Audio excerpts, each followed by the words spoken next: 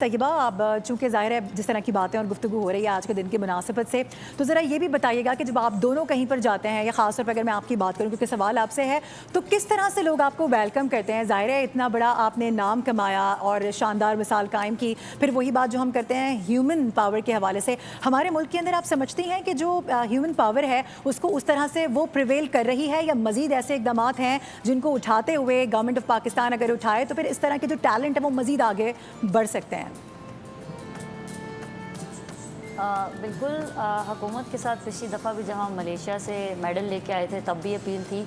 और स्पेशली ये है कि मैं अगर थाईलैंड से भी आई हूँ तो वहाँ पे मैंने देखा है बच्चा बच्चा उनका जो है वो स्पोर्ट्स की तरफ था और डिसिप्लिन उनका बहुत मेंटेन था वहाँ पे। और जो कि बहुत ज़्यादा मुझे अच्छा लगा कि हमारे मुल्क में भी ये चीज़ें हो सकती हैं। हर चीज़ डिसिप्लिन। हम अगर बात करें, हम पेडिस्ट्रियन पे अगर थे, हम लोग रोड, उनकी पेडिस्ट्रियन लाइन नहीं थी, हम रोड पे चल रहे थे, हम साइकिल्स चला रहे थे, बाइक्स पे थे, तो कितनी बार हमने देखा, हम खुद मुड़े हैं तो देखा है गाड़ी है, उसने हॉर्न तक नहीं दिया। और वो बहुत डिसिप्लिन और लाइन से चले हैं, लोगों की कदर कर रहे हैं। उसके अंदर अगर हमने देखा तो वो देखा कि बचपन से वो स्पोर्ट्स की तरफ आ रहे हैं। बिल्कुल।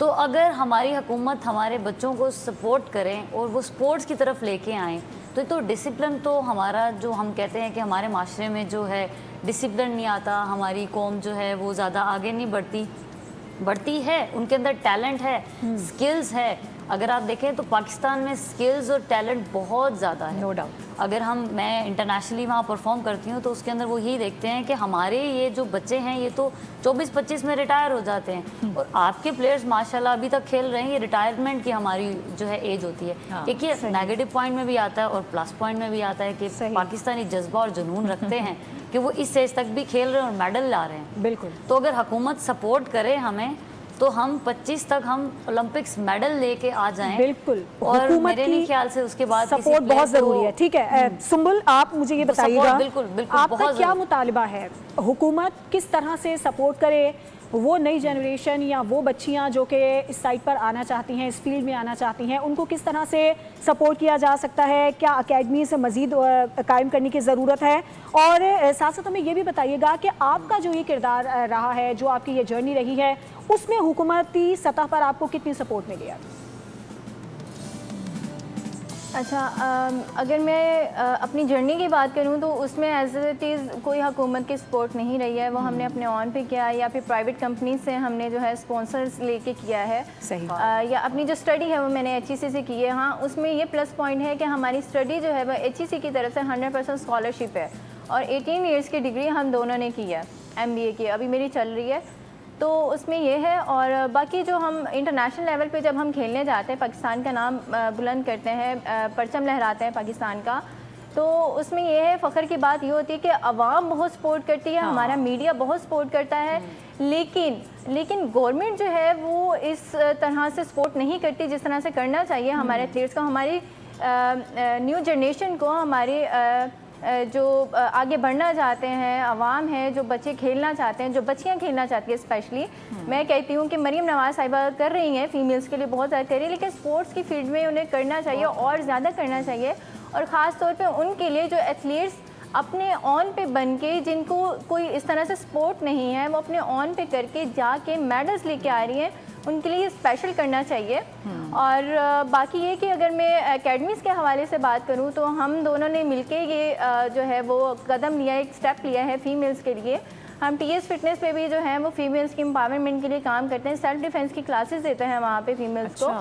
और अपना भी हमने क्लब किया है, उसमें हम अपनी भी ट्रेनिंग करते हैं। और अभी जो है मंडे को हमारी फ़ाइट भी है, हमारी जो है वो G3 का इवेंट है, वो भी मैं बताती चलूँ कि हमारा होम ग्राउंड में हो रहा है, हमारे लाहौर में जिना स्टेडियम में हमारा G3 का इंटरनेशनल टूर्नामेंट हो रहा है ताइक्वांडो का। उसमें भी हमारे हौसले अल्हम्दुलिल्लाह से बहुत बुलंद हैं और उसमें भी हम लोग अपनी भरपूर कोशिश करेंगे। इसी तरह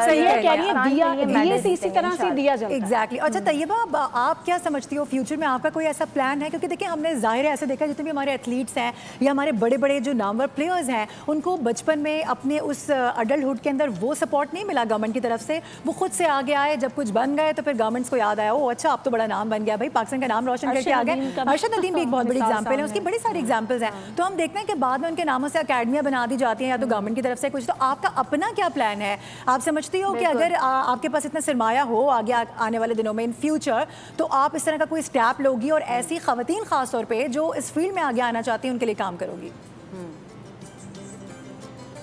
बिल्कुल, हम लोग जो हैं क्लब जो है वो चला रहे हैं और हम चाहते हैं आगे, और स्पेशली जो सबसे ज़्यादा मेरी एफर्ट एज एन कोच जो है, मैं वर्ल्ड खिरोगी कोच हूँ और ताइक्वांडो की लेवल 1 जो वर्ल्ड लेवल पे कोचिंग होती है। तो सबसे पहले जो मेरा स्टूडेंट है वो सबसे पहला सुम्बुल फातिमा ही स्टूडेंट है, जिसको स्पेशली मेरी अभी एम है कि मैंने तो ओलंपिक्स खेलने जाना ही जाना है इंशाल्लाह। अच्छा, तो इसको साथ में लेके जाना है और इसको परफॉर्म करवाना है, और उसके साथ साथ हम बच्चों पे एफर्ट कर रहे हैं। और हम चाहते हैं कि अगर खुदा ना खास्ता मैं नहीं खेल पाती तो सुम्बुल खेले, अगर सुम्बुल है उससे आगे और स्टूडेंट्स हो वो जाएं, क्योंकि ये तो पाकिस्तान का नाम रोशन हो रहा है। हम दिल में यही अहद है कि पाकिस्तान का नाम रोशन हो। कोई भी प्लेयर अगर जीत के आता है तो दिल की गहराइयों से हमें खुशी होती है।